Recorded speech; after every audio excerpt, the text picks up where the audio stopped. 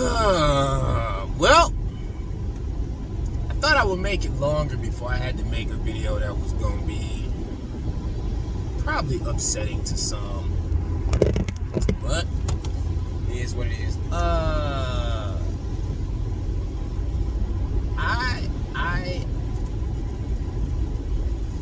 I will never understand why my people refuse to stop living up to negative stereotypes of us. Like we even the least conscious person in America today knows that black people have an entire veil of negative stereotypes over us at all times. It doesn't matter where we live, if we're educated, if we have money. We know that we have these stereotypes over us, and for some reason, some of us still just do it anyway. I was sitting having my breakfast this morning. I usually eat in my car before I go to work, or before I go into work. And I see a picture that says, check on your peoples. And I'm so sick of these pictures. I'm so sick of these check on your people posts. Well, I shouldn't say that. Some of them are okay. Like if it's a car accident or something, it's like, yo, we know people live in this neighborhood. Like I've seen that. This was a picture of a shooting that happened in Detroit, 7 Mile and Outer Drive area. So I'm thinking, okay, how many family members do I have in that area? Not many, and not really that close, so whatever. So then I see in the comments it says, it was all from a fight. This person posted a video. So now it's like, okay, well, you can at least see the people involved, because then I'll know if anybody who I have in that area was involved in it. So, check the little video or whatever, and it's a fight between about, I want to say roughly 8 people. And the reason we know this is because somebody was pulling up, I think it was outside a store. Somebody pulled up and they say, oh snap, we about to get something good. They jump out, they start recording. Now, here comes one of my levels of irritation is, we got this idea of every time something happens, we jump out and record our own degeneracy. So then we reaffirm all the stereotypes that we have to deal with us anyway. And my thing is, name another culture who does this. Pick one. Pick any culture, anywhere on the planet. You don't find this. It's just us. We the only ones that like to be like, hey, look at what the worst of us looks like. You don't see people in countries where they have scamming, making videos and documentaries about scamming, exposing all the scamming that they people do. You don't see it.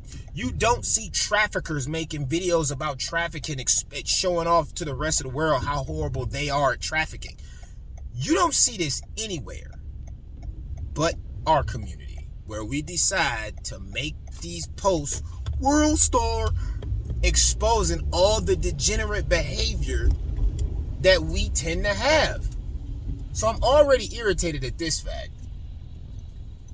I'm irritated at the fact that our knee-jerk reaction is to do this instead of call authorities so that the end result, as in this scenario, doesn't happen, which someone dies. And I don't even know if it was 1 or 2 people. I know 2 people, I believe, were shot. From the image, you see one woman on the ground. Or no, from the second video, you see one woman on the ground. Because, yeah, there's 2 videos about it. And they mentioned that there's a somebody in the car. And if I remember, they said it was a boy in the car. So I don't even know if the other person was an adult. I'm hoping so, because it was late in the evening. But so twice now, you see a tragedy, and the first thing you think of doing, ooh, I want to record this. First one, authorities not called, just recording for the sake of recording. And when I say recording, I don't mean from a distance. I mean walking up in between cars while people are on the ground in between the same two cars. Oh, he getting it in. He getting it in. This type of ridiculousness. So, I'm already irritated at that part. That we decided to record it. I'm already irritated at the fact that we even do this in the first place. But then I was taken to a level of irritation that I haven't even experienced before. And that was when I looked at the age demographic of these people. Because I'm from the hood. I've been in my share of situations where fights broke out. I was never the type to do it, but I hung with a crew that did. So for a fight to break out, I understand. You know, that happens. Even for you to be in the proximity of a fight breaking out and you having nothing to do with it, I understand. I've been in that scenario before. I've been at an arcade, standing outside, talking to a perfect stranger, casual conversation, and then watch him get into a fight at my feet.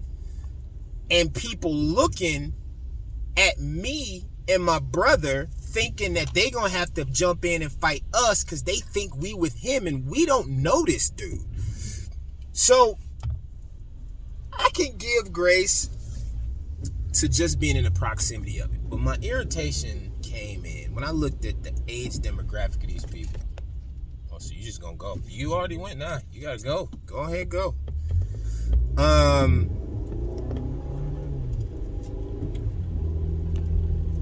They were easily, youngest person, no more than 25.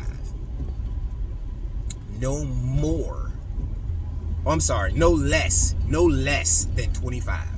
The youngest person. And given the fact that these were all black people, and I know that our age doesn't always show well, I'm going to round that up and say that the youngest person was probably closer to 30. Oldest, I'm going to say 50.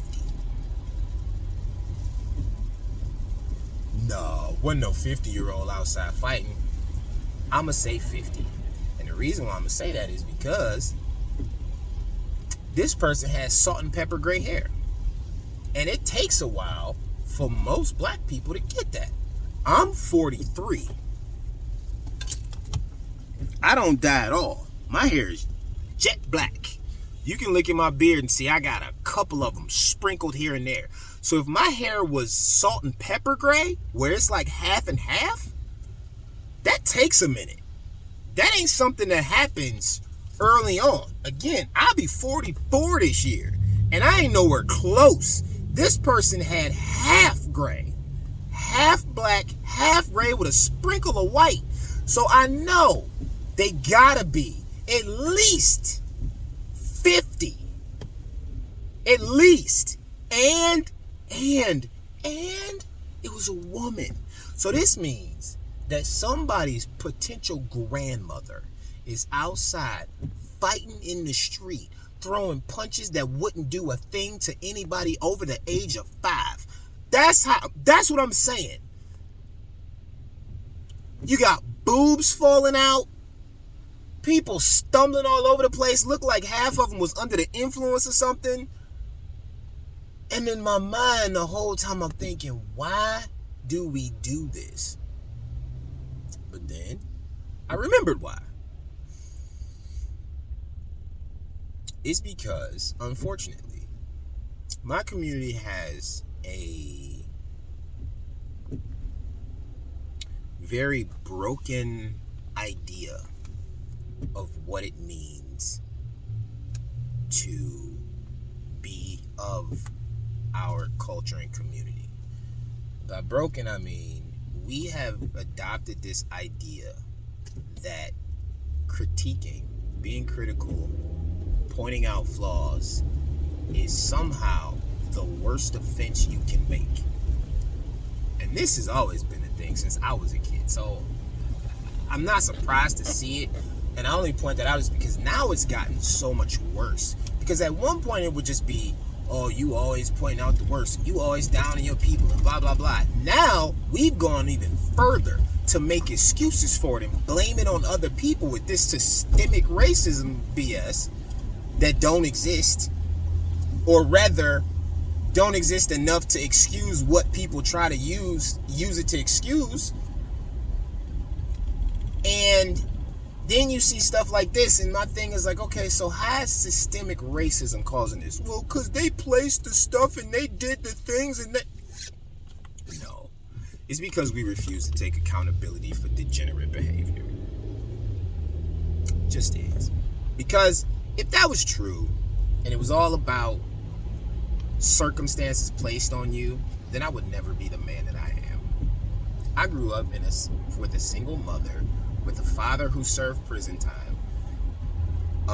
And by prison time, I mean nearly half of my lifetime. We were poor.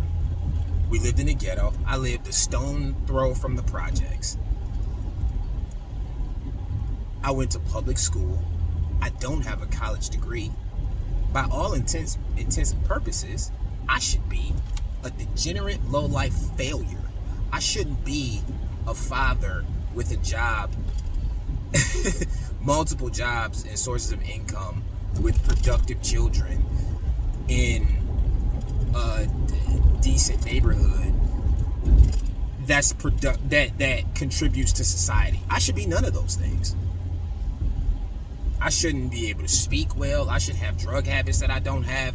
I should have multiple charges and felonies on my record. I should have served prison time by now. I should be into illegal behavior by now. Like, all these things I should be, if it were true that your circumstances dictate who you are and what you become. But because that's not true, I'm not those things. So I don't accept that as an excuse when I see degenerate behavior, and it just infuriates me when it's our people doing it. Like, again, this is like 8 to 10 people. And it's not people out here trying to break it up. They're just watching and recording it. Name another group of people who does it. One. Other than us. Gets on my nerves. And like... I was wavering. It was other stuff I was gonna talk about today, because like I was really leaning and talking about the whole debacle with this dude trying to lock people in church for money. And then I seen something else that I listened to where this degenerate little girl was trying to sue her dad for making her mad, and that was stupid. But then I thought about, like, no, because it was still on my head from hearing about it this morning. Like, I don't get it. I don't get why my people just can't not. And again, when you say something about it, like, hey, how about you just not do that? Like that, maybe not. Then you get, oh, you a Uncle Tom sellout, pick me, whatever, insert whatever phrase, because systemic racism and the this and this is make. Like, the level of whatabouts that I hear when you try to hold certain groups accountable blows my mind. And we are definitely close to the top of the list. We're not at the top, but we definitely close.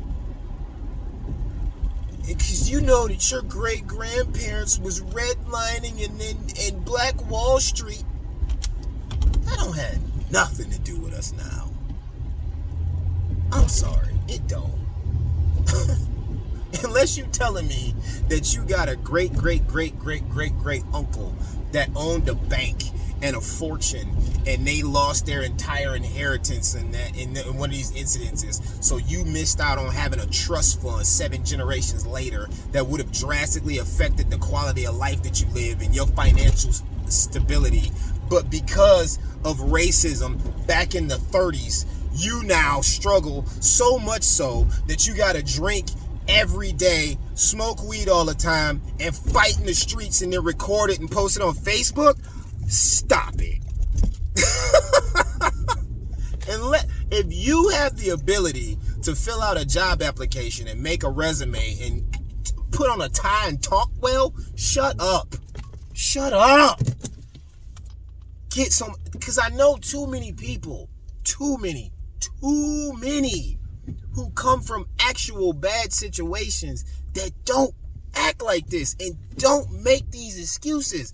And then I meet people who came from good situations, good neighborhoods, with good parents, on good sides of town, with good founded upbringings that fail tremendously and never take accountability for it. Always blaming something or somebody else. Drives me insane. Because it's like, at what point does it become a you thing and not a them thing? And then the worst part is the fix that everybody thinks is the fix for it. Well, there's usually three lately. First, it was, they told you, pull yourself up by your bootstraps. And then they did that. And a lot of people did it, at least in my generation. But then it was, well, I can't because the man. And nobody was ever able to define what the man was. And then the man turned into something else. And now the man is systemic, whatever. And now you got people running around talking about they want reparations.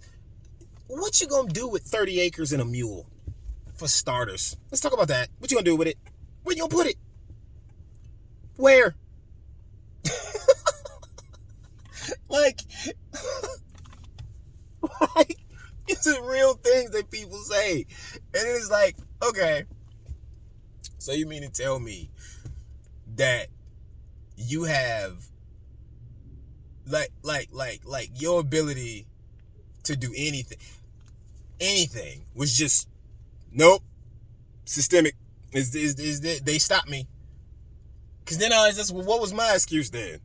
How did any people I know, like, I know people who are functioning members of society who grew up in detention centers. I was a mentor for years. I watched people grow up in detention homes, abandoned from their parents, still managed to be productive. I knew people who nearly had felonies, still. I knew people who grew up with no fathers, still managed to function. And then I meet people who, like I said, grew up with both parents, with good parents who made good money and had them in good neighborhoods and put them in good schools and made sure they was educated and made sure they had a skill set to fall back on and all of this, and they still fail. And it's like,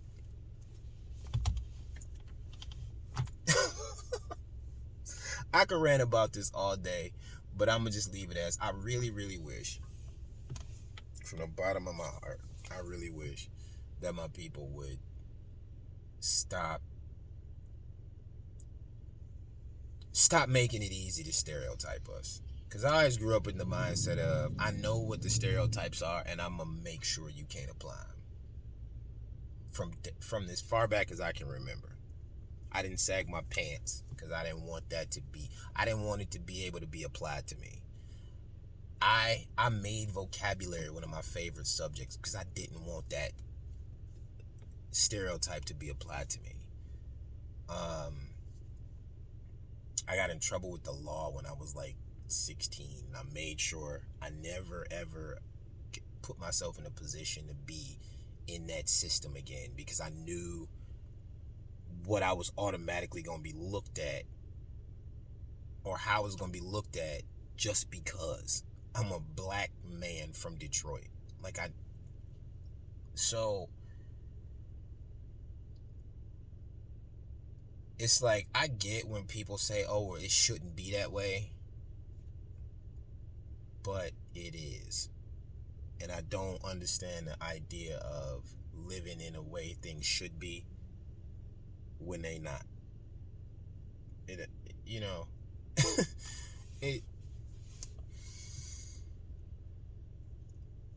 and like, again, it's just the always avoiding the accountability stuff for it. Like, we'll never get any better if we can't pointed out. And again, this is an us thing, a black community thing. Like, they don't do this anywhere else.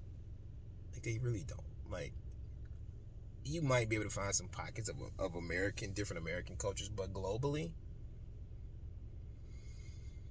you're not going to find another culture that just watches degeneracy in their culture, watches their culture do things that's not productive to society, watches their culture do things that is ultimately going to bring them down as a whole, and just be like, nope, and turn a blind eye to it. It won't happen. You don't see it. It doesn't exist. And I just wish we would adopt that way of thinking, because that would drastically improve us as a whole. And hopefully we wouldn't see stuff like this anymore, because it's just not, it's just not, it's not necessary. It shouldn't be a thing. And it is, but it really shouldn't be. So anyway, I'm gonna try not to ramble. I just, like I said, I really wish that was something. The other thing I was gonna say is, like, I think we make the mistake of, there's not enough of us that actually address it, is what I'll say. Like I said, you get some people that try to address it, and then nothing happens. I address it. I saw a young man acting crazy the other day. I took him to actually see. He wanted to pretend like he was from the hood, and pretend like he was all about street life, and pretend like all that stuff. So I took him to go see it, because that's where I came from. And I just showed him, like, is this really what you want? Of course the answer was no. So it's like, I say that to say, I think, again, people see this kind of behavior from young people, and either they don't have anybody around them that ever said anything different, or they refuse to say anything different. And I just never been like that, so maybe I'm the weird one that believes in trying to mentor other people or whatever. But again, I just wish this wasn't us, I guess, is what I can say. And that video really, really just infuriated me. And then there's going to be people who say, oh, but you even picking the worst. I'm picking it because it's there. You know what I mean? Like, no, I'm never going to say that we don't do good stuff too, but I just wish it wasn't so easy to find the bad. I'll leave it at that.